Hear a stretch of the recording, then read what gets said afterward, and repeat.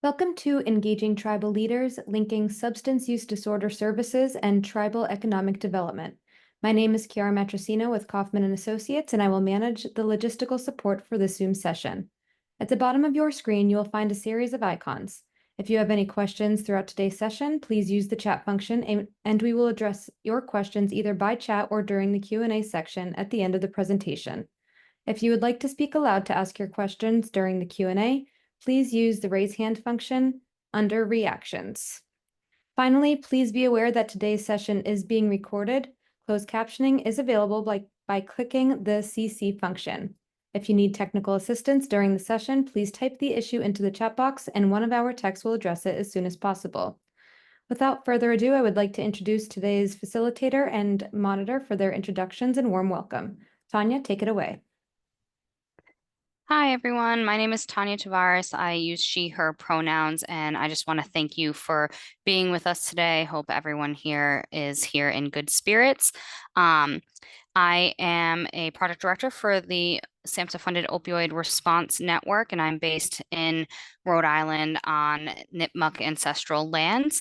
I have two wonderful daughters, and my youngest is about to be 3, and my oldest is about to be 7.5. So we have a couple of exciting weeks coming up. I'm based here at Brown University, and I am really excited to be here today, and I'm excited to introduce to you Kenneth, who is going to be doing our cultural opening. So if you could go to the next slide. So Kenneth Hanover Sr., he's from the Round Valley tribe. He is a father, a grandfather, and a husband, and he has years of lived experience in addiction and growing up and living on the Round Valley Indian Reservation. Kenneth is a certified substance use disorder counselor with 10 years of experience helping his native community navigate the journey to wellness and sobriety, and he works for Kaufman Associates. And as a Northern California Native Community Advisor. And Kenneth will be leading us today, like I said, in our cultural opener. So Kenneth, take it away. Thank you, Tanya. Good morning or afternoon, everybody. I hope today finds you in good spirits. I'm going to switch it up today a little bit. I usually open up with a prayer of gratitude because for us alcoholics and addicts in recovery, you're just grateful to be here. So prepping for this meeting, real quickly, I'm gonna give you a little story on culture here. Prepping for this meeting, I met with my co-teammates Terrence and Twyla yesterday, and we were prepping for the meeting, and he's asking me about the cultural opener. And Terrence made a statement. He said, "Hey, I'm like a sponge. I'm just here to soak up everything and learn anything culture." And that gave me a little flashback in 2012 when I entered into sobriety and my own culture, learning and understanding and being a part of that. So as I was in the lodge, I was having trouble with the prayer and the smudging. You know, I was all brand new to it. I'm 45 years old. I don't know what I'm doing. So our spiritual leader there, our sweat lodge leader there, kept asking me about 2 or 3 weeks every day how I was doing with that. And I said, I'm still struggling. I don't know, I just plain don't know what to do. So he gave me a printout one day of this very simple but meaningful prayer. And he said, here, do this in the mornings for a while until you start feeling comfortable with yourself and your spirituality and your cultural connection. So I did. For like 6 months, I said this little prayer. So when Terrence said that yesterday, it gave me a flashback of my own trials and tribulations I have going on right now. And this is where the cultures comes in. I keep smudging and praying every morning, asking the Creator for strength and guidance on this. We all have our trials and tribulations, even in recovery. It's not all peaches and cream. So when Terrence said that, I went and dug out this prayer. And what I needed to hear is sometimes, in this very, very difficult, frustrating work we do in Indian country and serving our people could get very frustrating. And sometimes, you all know what the word I'm looking for. We just get beat down. Sometimes we just need to get back to basics, Native American 101, why we came here, how we started, and what are we doing here today? Because we are the ones that made the conscious decision and come into serving our people and with wellness and sobriety in Indian country. So I had to thank Brother Terrence for bringing me that message. I believe that's what I needed to hear. And about culture, I'm a firm believer in culture is life and spirituality. And I believe that was my message. So here's me getting back to Native American 101. And this is the very first prayer I started out with to help me along my way. May your hands be cleansed, that they create beautiful things. May your feet be cleansed, that they might take you where you most need to be. May your heart be cleansed, that you might hear its message clearly. May your throat be cleansed, that you might speak rightly when words are needed. May your eyes be cleansed, that you might see the signs and wonders of this world. May this person in space be washed clean by the smoke of those fragrant plants, and may that same smoke carry our prayers spiraling up into the heavens. Thank you. Oh, Matakiase. Send it back to Tanya. Thank you for that. I really feel like I enjoyed hearing the process of how you got to your opening today, and it really resonated with me, and hopefully the same for others. I'm going to briefly review the agenda with us today. So, and just kind of go through a few of the ORN housekeeping slides coming up here. So, we'll go through ORN and the Indigenous Communities Response Team so you get a sense of who we are. And we will be talking through engaging tribal leaders, linking substance use disorder services and tribal economic development. Dr. Veronica Sanchez is going to walk us through that. We will also then follow that up with caring for our relatives and sharing out. And Tony Hillaire from the Lummi Nation tribe is going to do that. He's their tribal chairperson. We'll get to your questions and answers. And I know we do have the Q&A chat function there, and that will be monitored. And then we'll talk through how ORN can help you should you need training, technical assistance, anything like that. We also have a webinar survey link that we would like you to consider taking for us. It's really important for us in terms of not only knowing how we're doing and serving you, but also to help us to continue to get our funding to provide our services free of charge. And then we will leave you with the future webinar topics and our closeout. Next slide.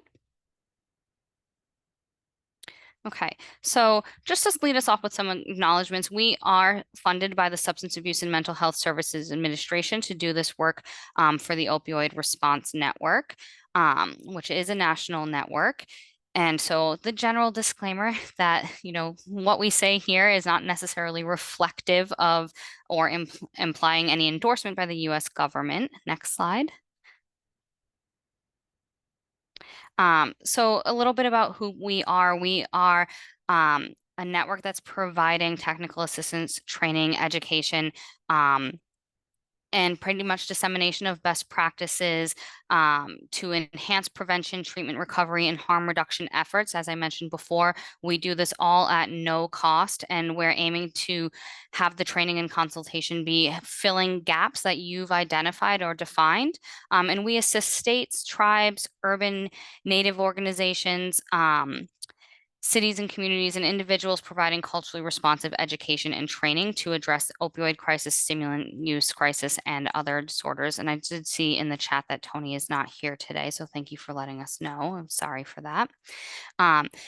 Next slide. Okay, so through the Opioid Response Network and our Indigenous Communities Response Team, we are working to support you and support Native brilliance and support Native community strengths and expertise and Native sovereignty. And we're working to be building local community leads and providing the training and the education at the local level to really try to build that capacity and sustainability going forward once there are, grant funding might not be there. So one of the core things we want to do is we want to be building your capacity to carry this work forward, since you're all doing such important work. Next slide. And this here is our community, Indigenous Communities Response Team.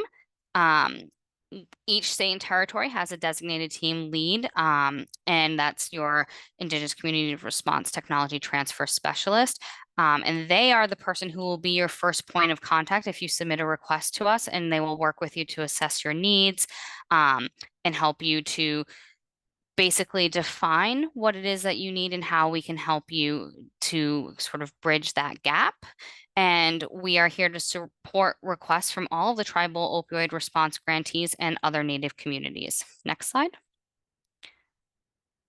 Okay, and this is just a really nice map that's showing you the Indigenous Community Response Team regions and how we kind of break apart where we provide our services, and just showing you, you can take a look and see where you are in the region, and that will let you know sort of how you correspond to our ORN service provision. Next slide.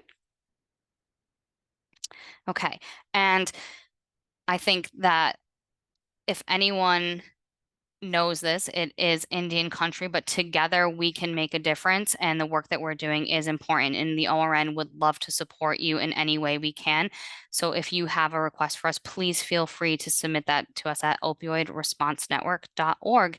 And like I said, you will get directly connected with your Indigenous Communities Response Team Technology Transfer Specialist. Next slide. Okay, so now we're going to get to the reason why you all came today. I'd love to introduce our presenter, Dr. Veronica Sanchez. She is a DSW and LISW and LCSW. So you can see that she is really committed to the work that she's doing. She's born and raised in northern New Mexico, and she brings 19 years of experience to her work with tribal communities in the Southwest. And with her direct service and leadership skills, her deep commitment to community-based programming and cross-disciplinary practices, she's working to address and help people address the opioid epidemic in tribal communities with culturally relevant and effective strategies through the ORN Indigenous Communities Work Group. Dr. Sanchez's extensive background in clinical practice, administrative roles, and higher education equips her to approach challenges with an understanding of the unique needs and strengths of those communities. And she's going to walk us through our presentation today. So Dr. Sanchez, please take it over. Thank you. Thank you. Good morning or good afternoon, everybody that's on today. Ken, thank you so much for that beautiful cultural opening. And thank you, Tonya, for that introduction. And I also want to thank all of you that are here today with us, that took your time to be here today. I know our schedules are always heavily packed, and so much appreciation for everybody that's joining today. Before we get started, I want to acknowledge and thank everybody that I've worked for and with, and that I work with currently, and those that I have worked with in the past. It's because of these experiences and learning that I've been very blessed to have that I'm able to share with you all today. I want to preface the presentation by saying that some of the things that we're going to be discussing today may feel very familiar to you, and chances are that you're applying a lot of what we're going to discuss to your work already. However, I find that in my experience, it's very helpful to revisit information often. And as we do that, we can discover new ideas and new ways of integrating and applying new things into our work. So I hope that you guys find this information that I'm going to share helpful, and most of all, that you enjoy the time that we have together to learn with and from one another. So for me, it's always meaningful to be in a space with other people who are doing similar work. So thank you guys once again just for sharing this time with me today. I appreciate it. With that, let's go on ahead and get started. And so I want to take a moment for us to revisit the title of our webinar today before we get into the overview. So the title was read as we began, and our title of the webinar today is Engaging Tribal Leaders, Linking Substance Use Disorder Services and tribal economic development. For the majority of us that are in attendance today, I'm guessing that we're in the profession of helping people in some capacity in one way or another. We're all working in some sort of various social service capacities, whether that's in behavioral health, case management, prevention, maybe administration and nonprofits, or something within the arena of helping people. And because we are so focused, as we should be, on helping other people, we often don't make the connections of the work that we do to economic development. However, there's really strong linkage that does exist between what we do and the economy of our communities. And many of us are probably very familiar with the term or the concept of social determinants of health. But for those of us that might not be as familiar, I'd like to provide a quick overview and kind of talk about what studies have shown throughout time in terms of social determinants of health, and how studies really link to community wellness when we look at social determinants of health. And so what studies have found is that when certain factors exist in communities, the probability of wellness increases. So as these things exist somewhere, then you have kind of a balance bar of that other things increase as well. So for example, when communities have access, when people have access to things like education, healthcare, behavioral health, treatment services, exercise, good nutrition, healthy social relationships, culture. When those things are present, then we tend to see that the overall wellness in communities increase. You may be asking, how does all that relate to economic development? Well, it really, really does. And because when our communities are well, when they have access to needed services that you all are part of, they become empowered and mobilized and are able to contribute to economy and be part of the economic development process in our communities. Another key point that I just want to talk about briefly is that when we talk about economic development, it also includes human capital. And so what does that mean? That's really inclusive of how we as people contribute into our communities. We are part of the economy within the communities we live. So all that just to say that your work is very, very important as we look at economic development in our communities. Your work is pivotal in contributing to overall wellness.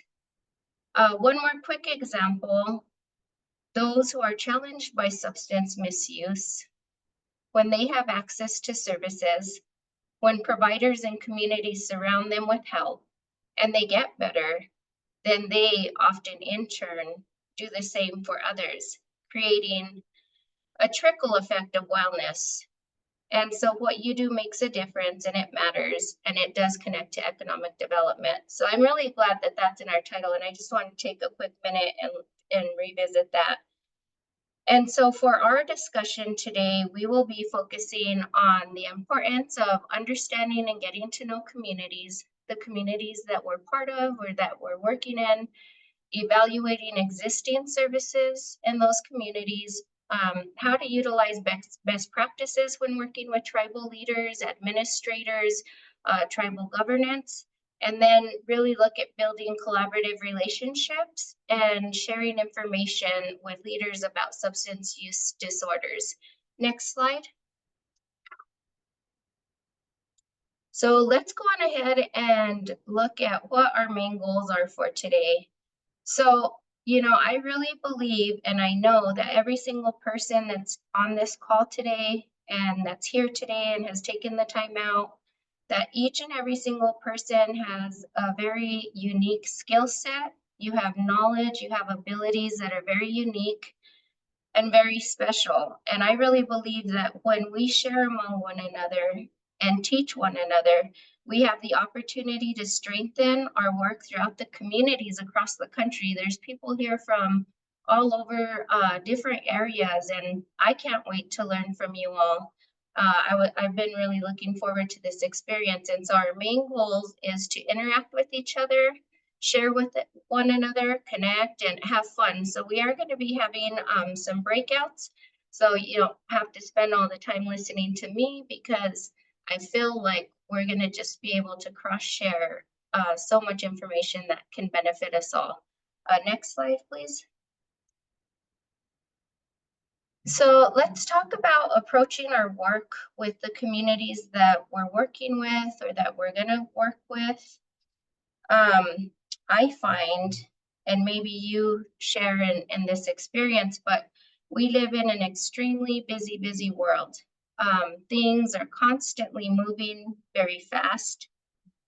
We're bombarded with emails and phones and meetings and personal and professional tasks that have to be accomplished.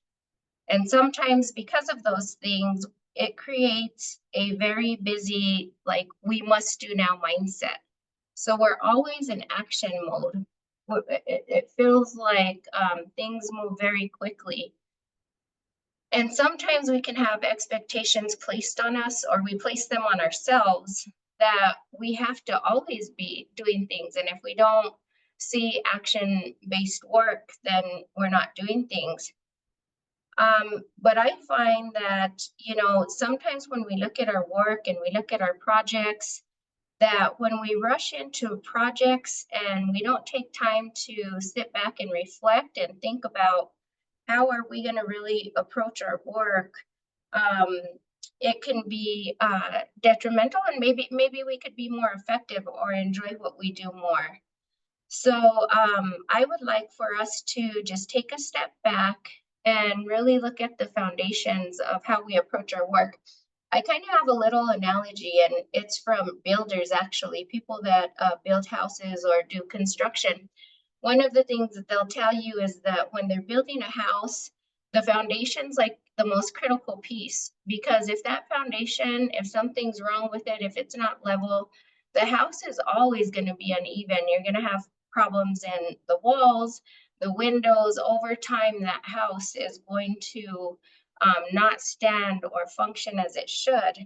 So, you know, right now we're going to transition to some slides that I believe are foundational for how we can approach our work, just sharing different ideas about that. So next slide. So oftentimes, I'm sure you guys are all very familiar with the term strength-based approach. In our world of social services or behavioral health, we talk about that a lot, that we're going to utilize a strength-based approach as we come into what we do. Well, I would like to take a little bit of time for us to review the key principles and attributes of what is strength-based approach. And so when we look at this, we see that there are 5 aspects to utilizing a strength-based approach. So this really helps us with our positionality. Like, before we even go and start doing anything, like, how do we approach the things that we do? So let's step back a quick minute and go to the definition. And so when we're utilizing a strength-based approach, we're really focusing on acknowledging and using the inherent strengths, the strengths that exist, the resources, acknowledging the capabilities of individuals and communities, rather than looking at problems and deficits. You know, it sounds so simple and it's so beautiful, but it's really hard to do, because we live in a problem-based society. And this might be different for everybody, but I know that a lot of the work I've done throughout my career, you know, unfortunately, we talk about problems a lot, and we have to in order to address them. We can't pretend that they're not there. They are there. But at the same time, that can lead us to highlighting or seeing those problems, and they can overshadow sometimes the way that we think about the good things that are happening. So if we're utilizing a strength-based approach, it's kind of shifting our mind frame and really trying to overshadow the problems with the things that are going really well.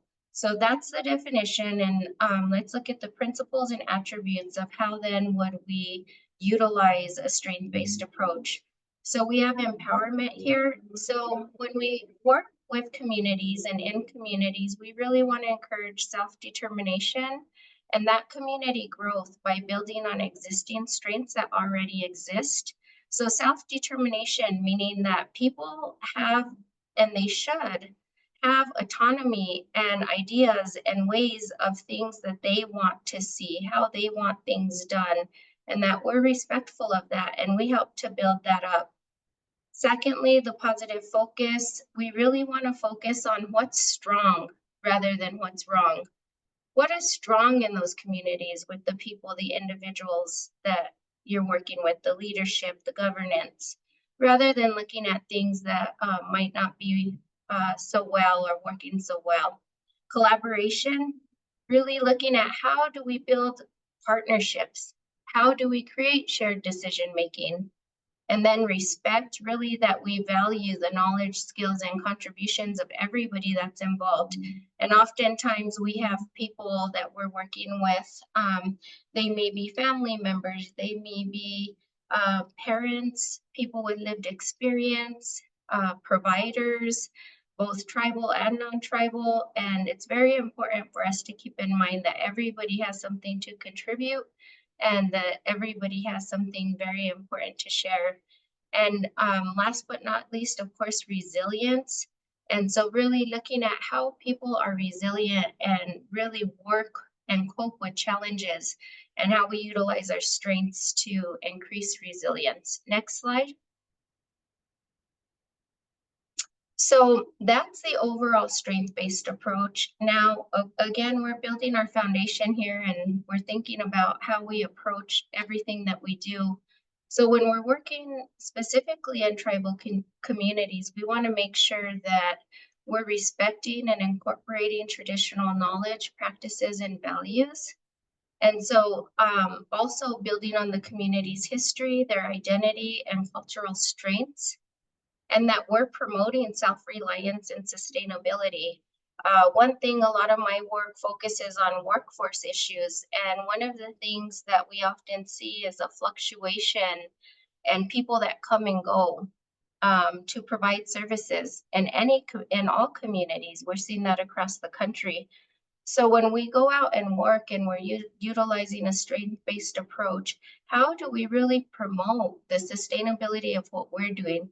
It's great that we bring our knowledge and our gifts and the things that the things we know, but how do we make sure that we're creating and promoting self-reliance and sustainability from a community context so that if we leave or move or do something different, that all of the programming doesn't go with us, but that community is sustainable with whatever the projects or works that have been started.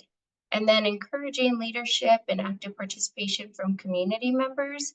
And so when we're working in a strength-based approach, that means that we are inclusive and that we encourage other participation from leadership, administrators, governance, and such. Next slide, please.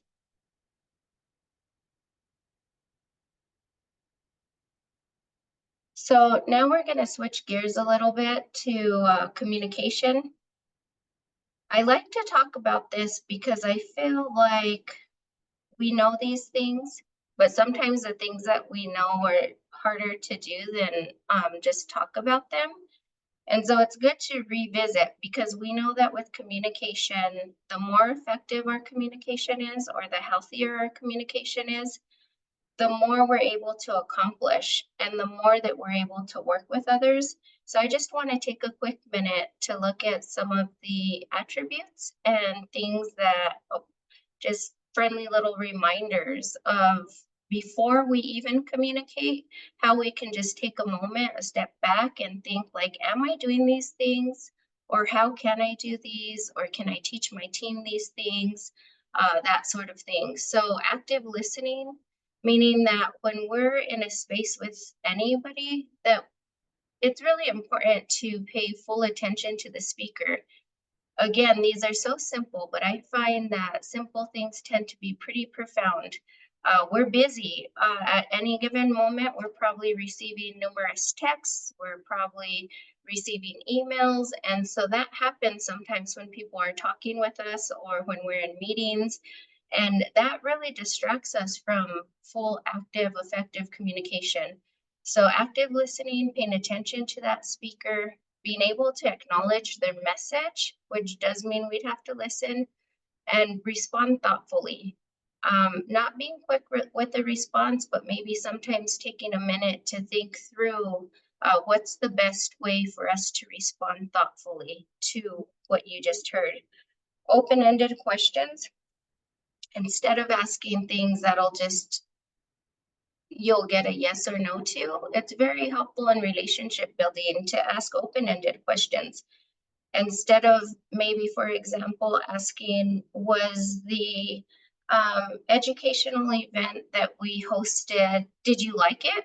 That's going to probably give you a reply of a yes or no, versus how did you like that educational program that we put on? That's going to leave the door open for somebody to really share their experience and really think about what were those aspects of that programming that they actually did benefit from or enjoy. Thirdly, we look at cultural sensitivity, and so really being aware and respectful of cultural norms, and we know that every community is different, so this looks different in all communities, and practices within our communications. And so being aware of that is very important. And then having clarity, being able to communicate clearly and avoid jargon or technical language. I think in our, sometimes as professionals, we forget this one, even in materials or those sort of things, is that we can use acronyms, and we get so good at what we do that sometimes we kind of have our own language, and other people, we don't realize that they might not understand it. They might not understand what we mean. And so if we can avoid jargon and just be simple and clear, that helps for other people, because sometimes people will not tell you that they don't know what you're talking about or what you mean. And just being simple and clear is always pretty helpful in effective communication. And then silence for respect. I love that silence is actually a part of communication, because sometimes I believe that silence can be misconstrued. So some people believe that if somebody is silent, that maybe they're not paying attention, or they could be disinterested or not engaged. But actually, silence can be very active, and it is part of communication. And so to respect somebody's silence is very, very important, because chances are that they are thinking quite a bit and processing information, and we all have different ways of communicating. Next slide, please. All right, so these ones are pretty cool, because I think when we think of communication, we probably think of the things that we were looking at in the prior slide. But part of communication is, how do we do our work in communities? How do we do our work with our tribal leaders, our administrators, tribal governance? And so these three things are pretty cool. You know, it's very important to keep communities updated, regular updates, being consistent and transparent with communication, because we get busy too. Sometimes it's easy to start an initiative or work on one project, and then we kind of get busy with something else and maybe drop off the map a little bit. And, you know, sometimes that can be very difficult for a community, because then they don't stay informed, or they don't stay up to date on what's going on. And then all of a sudden we pop back up. And, you know, to keep people engaged, keeps people, it helps with the relationship, not only that you can develop with community, but it also helps for them to stay engaged with the conversation, especially when we're talking about things like substance use disorders or substance misuse. Written communication, I know that many of you guys probably utilize these things, because I work with a lot of programs that do incredible work in terms of newsletters and emails, utilizing different types of documentations to share information. But, that is a way of communication, those newsletters, keeping people just informed of what you're doing. And then community meetings. I think this is important, whether you have coalitions, task force, or just informal. But thinking about ways before you approach the work to maybe different ideas of how you'll share updates or gather input. But this is really including community and stakeholders into the work that we do. Next slide, please. All right, so like I said when we started is I really appreciate and thank you all for sharing this space today, and I want to learn from you guys. I know that everybody else wants to learn from you as well. We each come with so much knowledge and so many things that we all can benefit from, and most of all the work and the communities that we serve.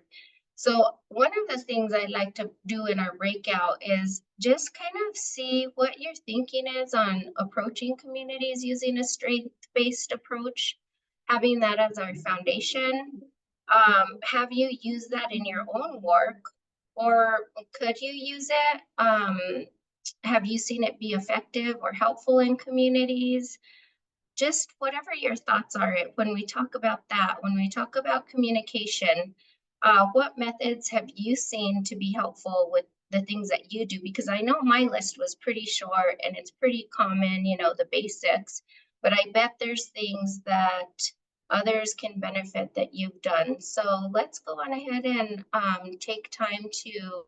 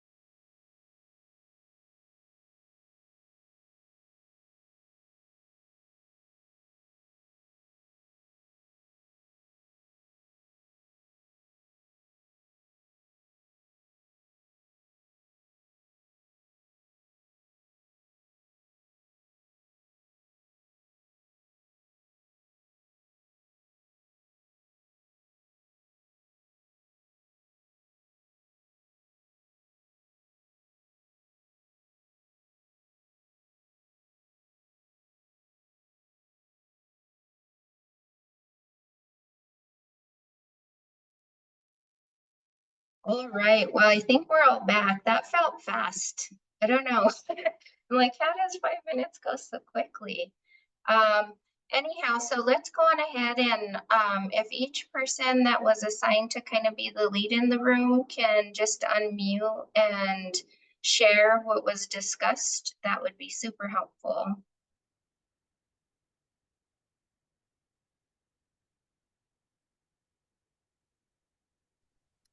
I can go first for our group. One of the things that we talked about was the communication methods that have been helpful in our work and how that has changed in a post-COVID, post-pandemic era. We talked about the use of telecommunications increasing has been effective, especially for people who are working remotely. Who are now able to have sort of increased access to other folks on their team or other people in organizations that they're meeting with to make their meetings more effective in terms of like the number of people you can reach and how often you can have meetings where if in person, if you had to drive or you had to leave space in between, you can be a little bit more effective in your day, being able to hop on meetings virtually. And we talked about how to be making sure these virtual meetings are still interactive and still have that sort of feeling of connection the way an in-person meeting would. We also talked about strength-based approaches, really being kind of foundational in providing culturally responsive services and understanding the people that we're serving and working with, understanding what their needs are, and sort of how they got to be where they are by using strength-based approaches within our communities. Thank you. Thank you. That is very helpful. And I see Jonna on the picture here. Yes, so we had great discussion.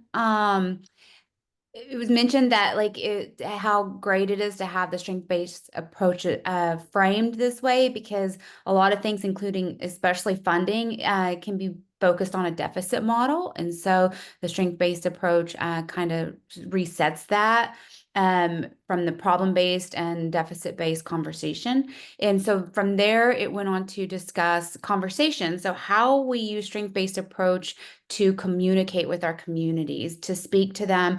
It's important to have this so that our communities can see things better instead of just always seeing the problems that are out there, and also to help envision for their communities something better. And then also there was some comments on optimistic view that the strength-based approach brings to the table. So it was a great conversation. And then I see Twyla. I believe that you were in a group. We had good conversation. The time went by really fast as well. I feel like we were trying to, cram for more time, but we had good discussion, and we had folks also share, and I like the way it was framed. It was persistent, gentle communication.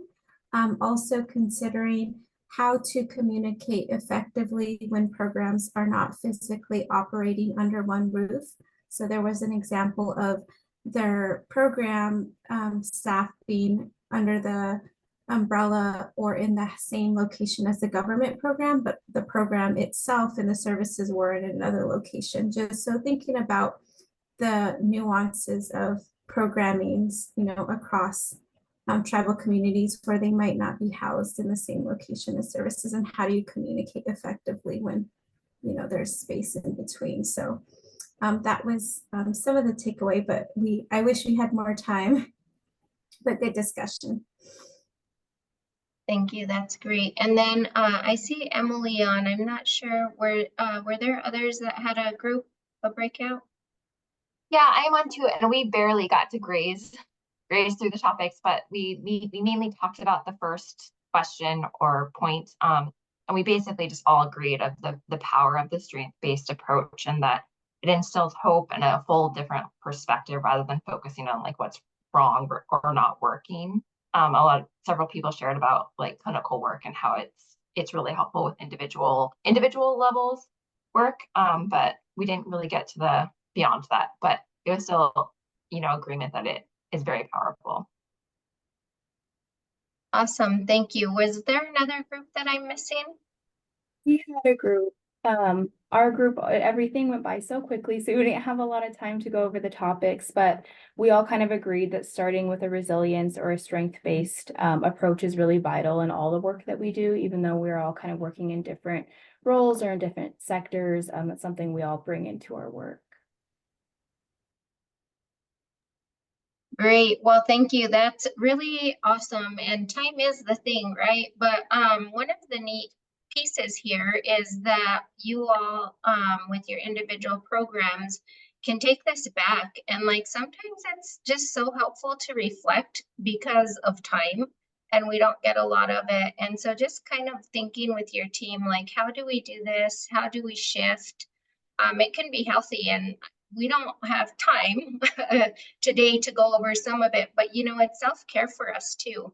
Because for us as providers to always be thinking about the things that maybe don't go so well or the problems that exist, you know, we internalize all of that. And so sometimes being able to shift that and like really focus on those things that are working really well can also be a form of self-care to us and help us to enjoy our work and our day and really be a little bit creative and innovative in the things that we do. So, okay, let's go on ahead and shift to the next slide.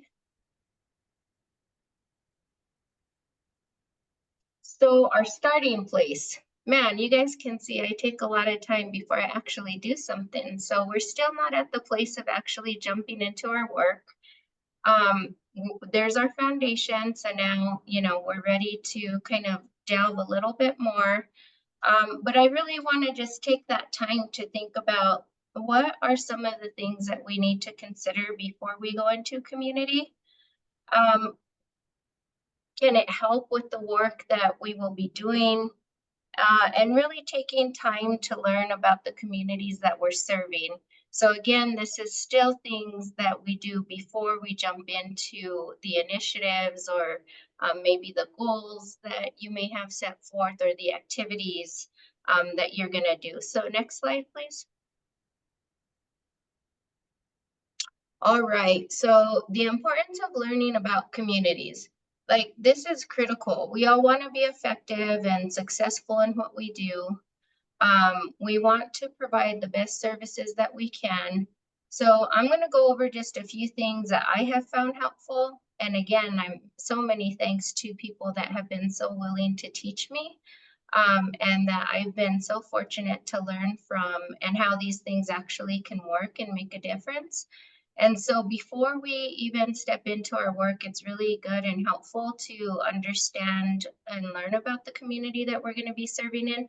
And that's even if we're from that community, or maybe we've worked in different communities before, different leaderships, we might know about governance, but every community is so different and unique. I know that all of you guys know that, but just as a reminder that not all communities are the same. So things to look at are things like population size, like really getting to know who makes up the community. What are the languages spoken? What is the government structure? Many are very different. All of them are different. Cultural traditions, such as like arts and food. But I want to jump real quick back to that population size and kind of give examples of why I believe that it's helpful in what we do. Looking at things like maybe you want to find out what are the number of youth in that community, what are the number of adults, what are the number of older adults. That can really be helpful before you start your work, because if you find that there's a large population of youth, maybe that'll change the way you do programming. Maybe you gear a lot of your information, a lot of your research on that population size. One of the things that I find, I do a lot of local evaluation, and what we have seen over the years is that the age group between 18 and 24 tend to be hard to engage.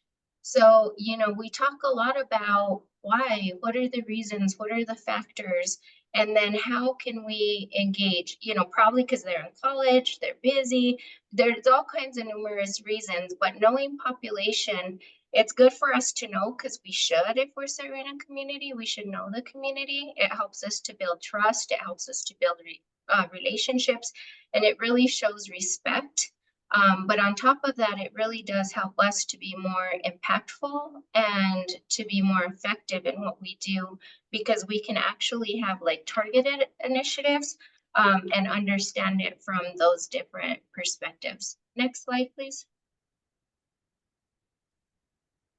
So here we look at how we evaluate or look at different services that exist in a community. And one of my favorite things to do is mapping.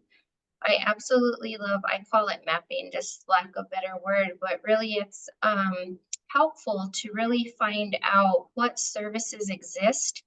And when we say this in community, we're talking tribal and non-tribal, because a lot of the communities that we work with or serve, there are other entities that folks are receiving services from that are outside of the community. And it's very important that we have a good understanding of who those folks are, what services do they provide, how do people feel about those services? Just a basic understanding of what does that look like.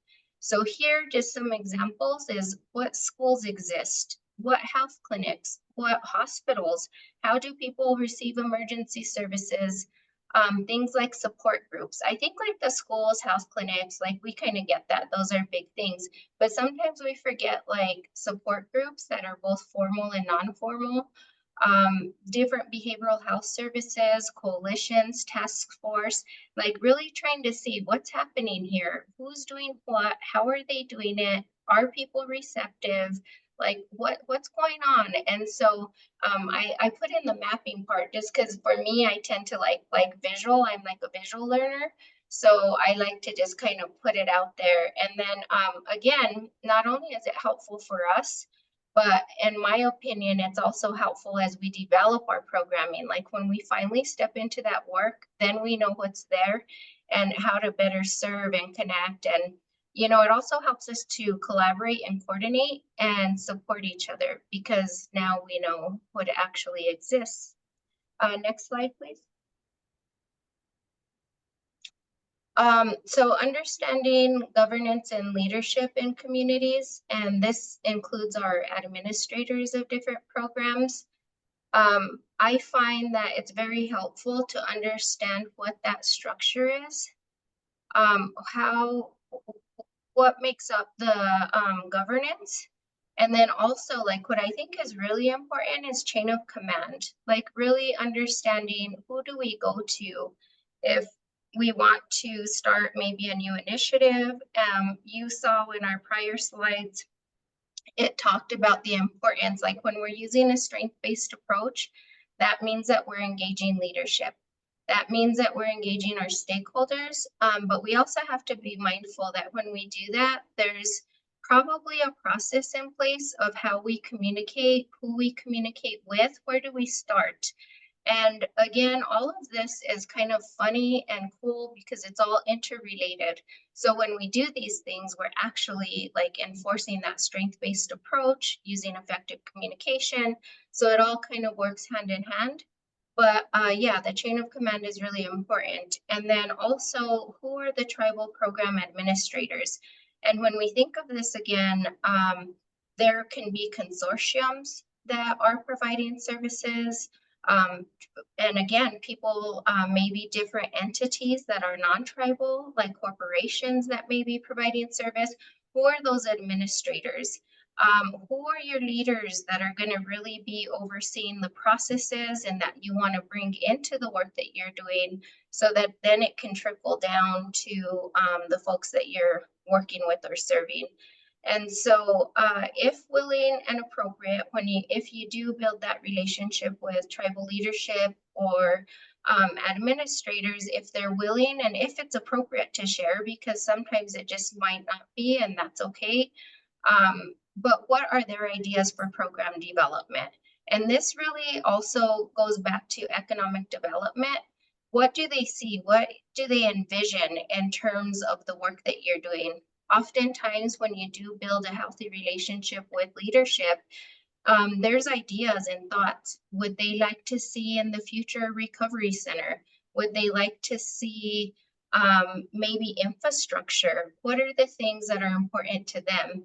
And that really does matter for sustainability and the work that we do, because I am sure that so many people on this call today have experience and expertise, maybe in grant writing and program development.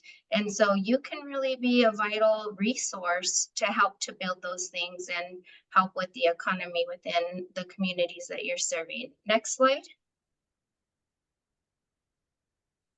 All right, so this one, here we go. We come back to each other. So now let's go on ahead and break out again. And here, please share about how you feel, like what are your thoughts about learning about communities and programs? Like, should we take all the time to do the things we just went over, like to pause and learn before we jump into our work? And is it helpful? The second piece to me is really important, because I think, sometimes it's like we don't build the connections because we're so busy. But really, does this stuff, like if we take the time to do all this, does it change outcomes? Is there like a correlation between those things and what we see happen? And is there a connection to sustainability? Like when we take the time to do that, is there some connection there to sustainable programming? And then these two, like one thing that you've done to work with leadership that has worked very well, and maybe something that you have like, don't do this. I'm interested in that, because I always like to know like what I should not do and be aware of. So let's go on ahead and break out, and then we'll come back.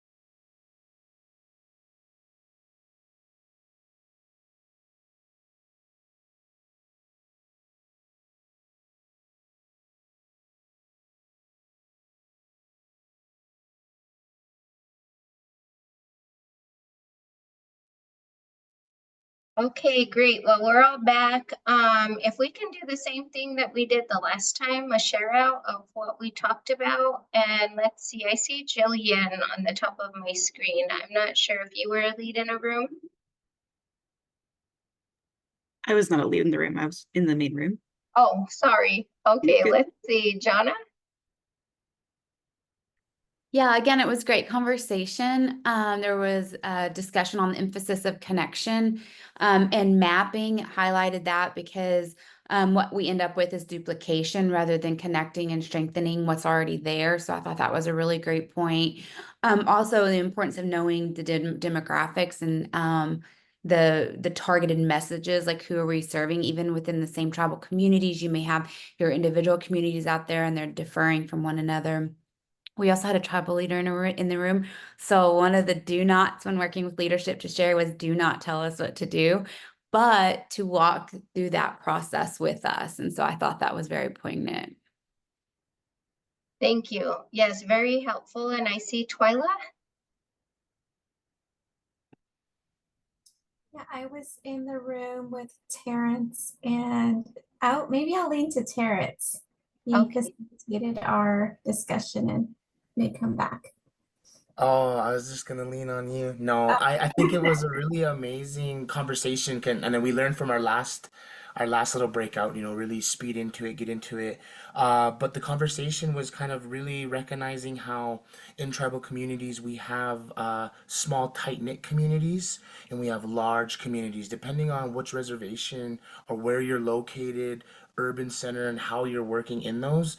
But it was also having relationships, building relationships with leadership and how that takes time.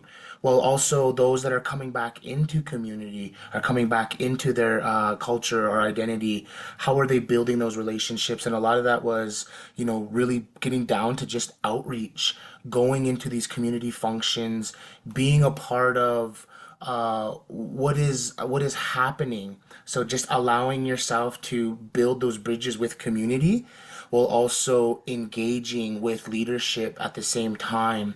So you're building this kind of circle, and I believe we all kind of touched up on those talking parts. Thank you. Thank you so much for that. And I see Chelsea. Did you have a breakout? I did, yes. So we talked about learning about communities, making sure that you're really aware and you know current and previous traumas that have happened and that your communities might be dealing with. It's also really important to be mindful and aware and respectful of different political structures. So as I think one of our TTSs already mentioned, all of our communities are in different locations, going through different things, and have very different political structures depending on where they're at. So knowing the ins of that and outs of that are really vital. And then we did talk about a couple do nots. One of our big do nots was do not assume that people are experiencing or understanding the same thing that you are. And then our other one was always, or it's always good to ask permission before going in and doing something. So those were our two big do nots. Awesome. Thank you. And was there another breakout that I'm missing? Yeah, we had a breakout. This is Tanya. And we talked through that we do feel it's important and helpful to learn about the communities and the programs that we're serving, and that we do agree that this can change outcomes and connect with sustainability and really like support sustainability, but it only if it's done right and there are the resources in place to support what you're finding in the community. Because we talked about an instance in a small tribe where they've identified a need and they have something they're trying to bring forth. Leadership wants them to do it and verbally supports them, but then the resources and the structure isn't necessarily there to put that into action and put that into place. So there's a caution against having this kind of conversations with the communities and looking, what do you need and how can we help you, and not necessarily being able to follow through the afterwards with that help. We still think there's value to asking the questions so that but we want to strengthen the ability to actually follow through and make the changes that we're hearing as a need in the community.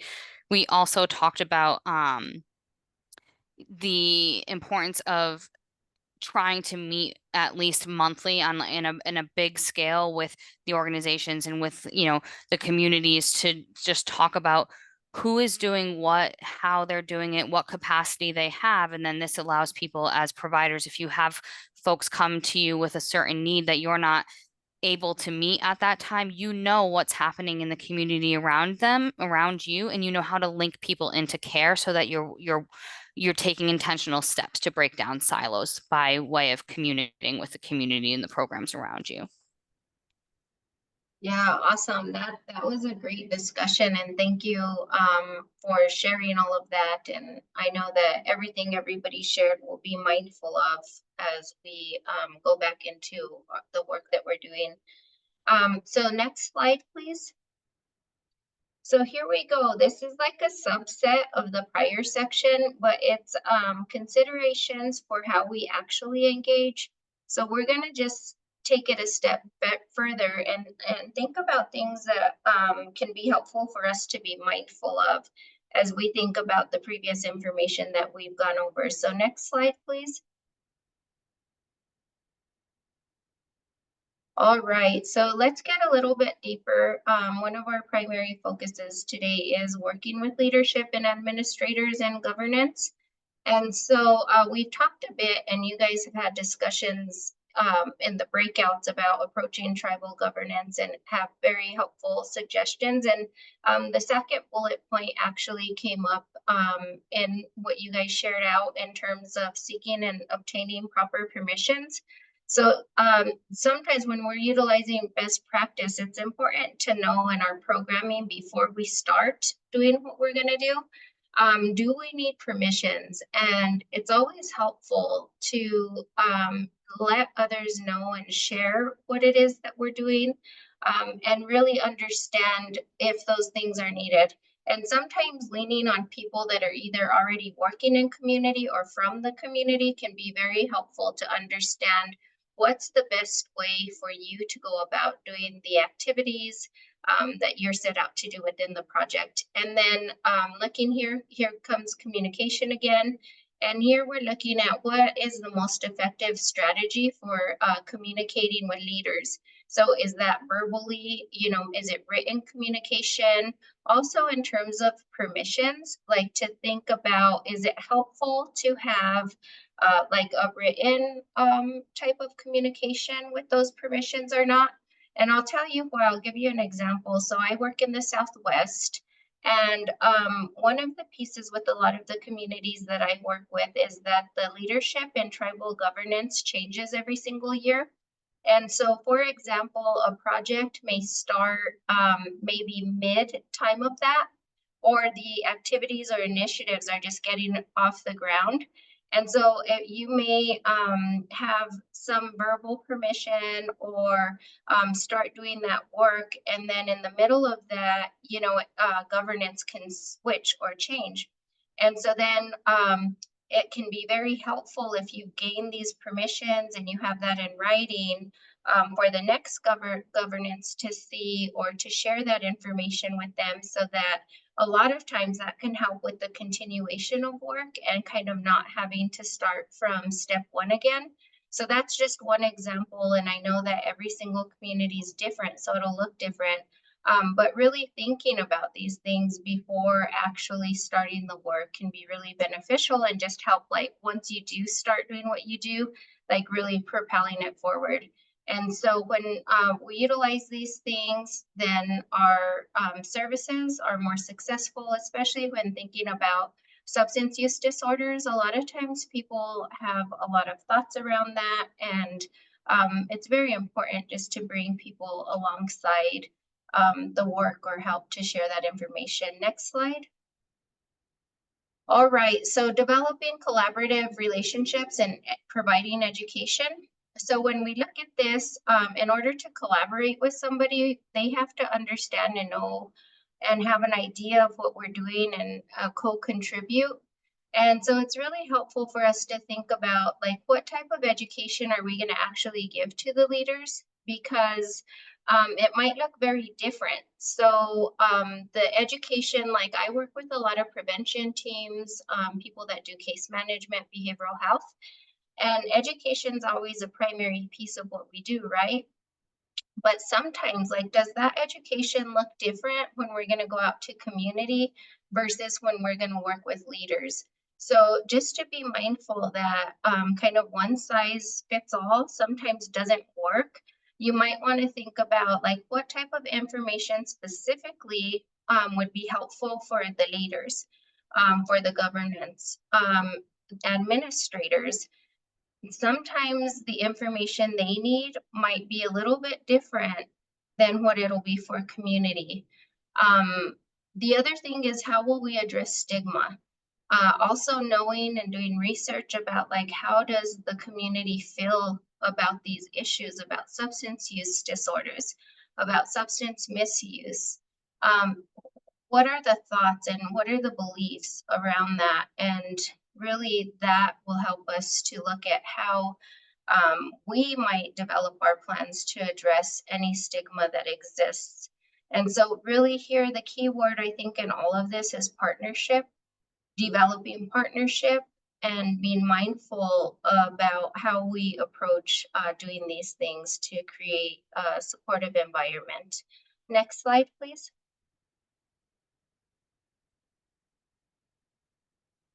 All right, this is the last breakout. We're getting close to closing up here, but let's go in and one thing that can happen is that like we talked about gaining proper permissions. And sometimes in our work, because we're so excited about what we're doing, or we're working under grants and we have all of these deliverables that we feel have to be met, and we're just in rush scenarios for whatever reason, it can be frustrating when we have to wait and the timelines might not work the way that we maybe anticipated them to. There might be a lot of pressure, and so it can be very frustrating when things take longer than usual, and maybe even getting into get to know leadership, that might take a little bit longer than what you anticipated. So 2 ideas that you use to manage when things do take longer than usual, and then 2 strategies. Like it's important to bring people together. Again, the key word in that last slide was partnership. And so what strategies have you used to bring people together for a similar cause, especially things like substance misuse prevention? Sometimes that's not easy to talk about, intervention or treatment. And so how do you bring people together at a like cause? So let's break out and then we'll come back and share out and finish up our last couple slides.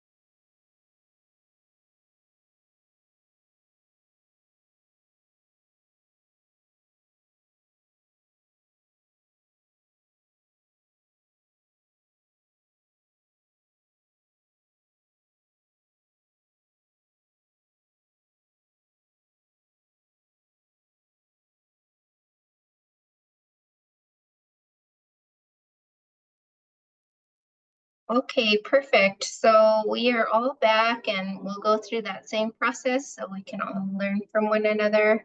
Twyla? Oh, wait, were you with Terrence again? Yeah, I can share on our behalf. Okay. We had great discussion, so I'll make it quick.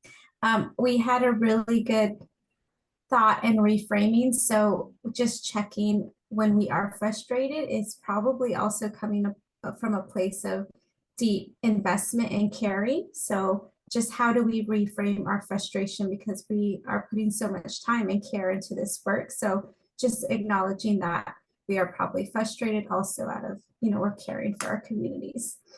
Another piece we talked about of strategies of bringing people together is planning way in advance and being mindful about other cultural events or programming that may be happening that can also pull in folks.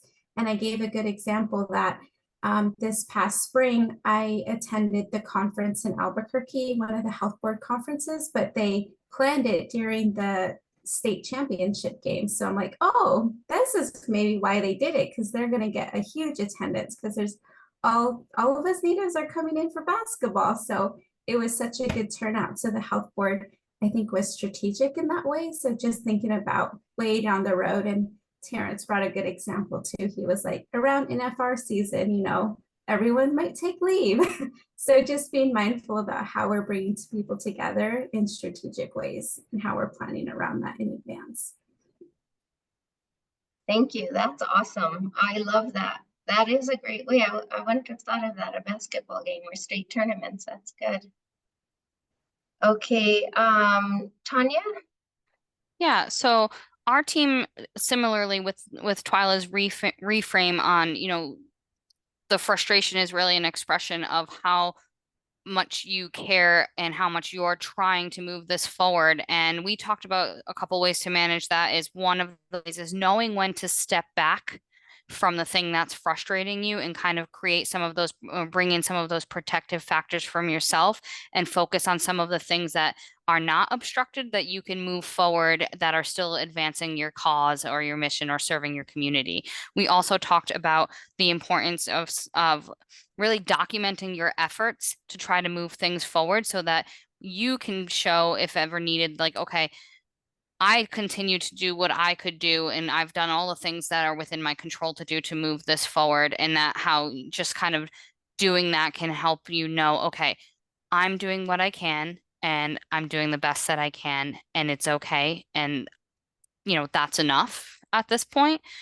We also talked about for bringing people together, we talked about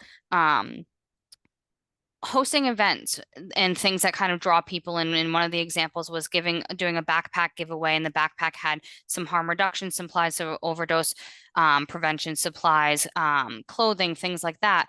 And they had put flyers out saying they were doing this, and that helped them to involve the community. But it also brought to their attention when a youth came and said they were looking for a backpack for school, that they were missing a need in that community that they didn't know, and they were able to connect with the community organizations to say, hey, there are youth who need school supplies and backpacks, and they were able to put an event together to meet that need as well.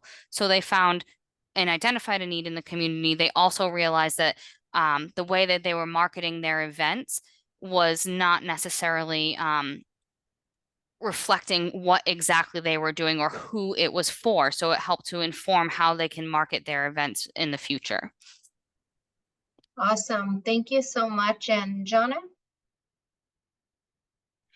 Yeah, so focusing on what we can do instead of what we can't do, moving forward on what we can do. So I thought that was a great mantra he said that he used on how to manage some of the frustration and stay focused. Community meetings, so strategy to bring people together. Community meetings to discuss topic. The challenge is getting people to show up. But they did have a meeting on like the opiate settlement funds and had to gain feedback from the community on how to spend those. And also communicating with the stakeholders and getting their input. So not all the community stakeholders always get involved, and so making sure that they're involved. Focus on learning and growth versus just focusing on the problem. Like if there's a lesson there, even if there's some struggles. Have food, which is huge in Native communities. So that's how you're going to get anybody together, is to have food. Community meetings, coalitions, making it easy as possible for people to attend. So that might mean having it also held by Zoom. And then a question of who's the messenger. So is the person you're bringing in to communicate, do they have the facilitation skills? Can they be objective, and can they be helpful to those that they are serving? So. Perfect, thank you. Are we missing anybody? I know that we're here right about time, and I apologize. I have a thing with time. I kind of get caught in the moment and forget to look at the clock. But anything else from anybody? If not, I will turn it back to our facilitator. Thank you. So I think at this point we would like, are we going to open it up for any questions? Has anything come in that questions folks have? You could either put it in the chat. I don't think I see any in the chat at the moment. You could also just raise your hand.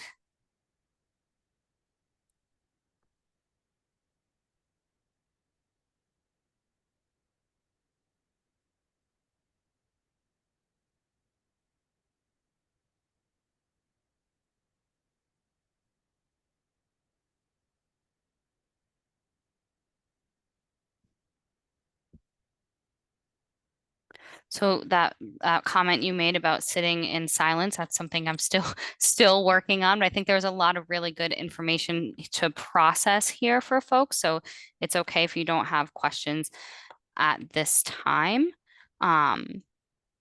We just want to close by letting you know how ORN can support you and some of the ways that we can support you. We can provide you with consultation for implementing treatment and recovery services, prevention services. We can help you if you are looking to put forth harm reduction practices in your community. We can help with you on topics around training tribal leaders and tribal council and communities about reducing barriers to treatment, trauma-informed care practices, building culture into clinical practice, anti-stigma education. Really what we can help you with is working with your identified need or gap, and working with you to best understand, okay, and prioritize, what do we need to do? What does our community have the capacity for, the people that we're trying to train, and what are we looking for? And we'll help you to kind of build out what that training, what that education looks like, and we will bring it to you at no cost. And we just want to support you in connecting your programs with your materials and your curriculum and things like that, that are rooted in Indigenous culture and that are really being responsive to you and your community needs. Next slide.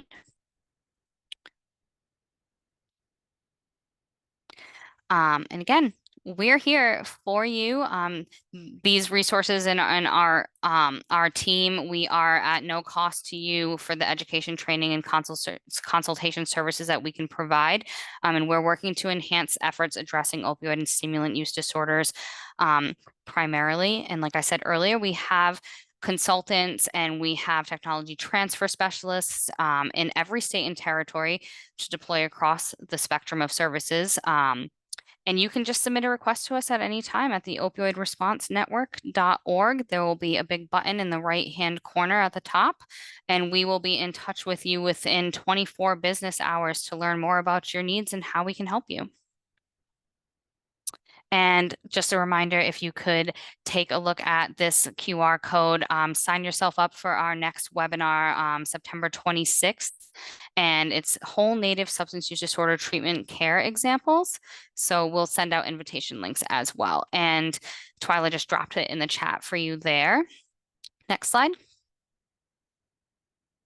And please, please, please take a couple minutes out of your day to fill out our survey. Let us know how we are doing.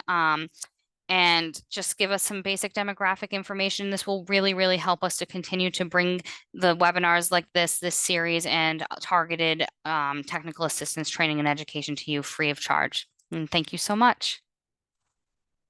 Next.